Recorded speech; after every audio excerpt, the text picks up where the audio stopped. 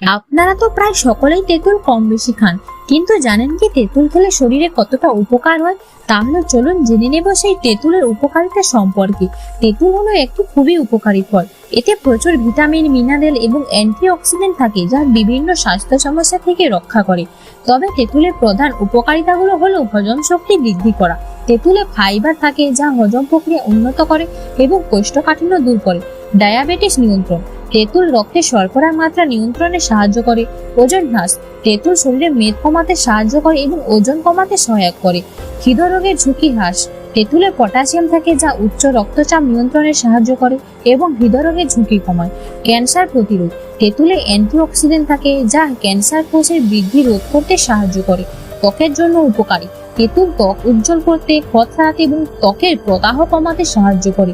অন্যান্য উপকারিতা, তেঁতুল পেপটিক আলসার, ম্যালেরিয়া, সানস্ট্রোকের মতো সমস্যা থেকেও মুক্তি দিতে পারে।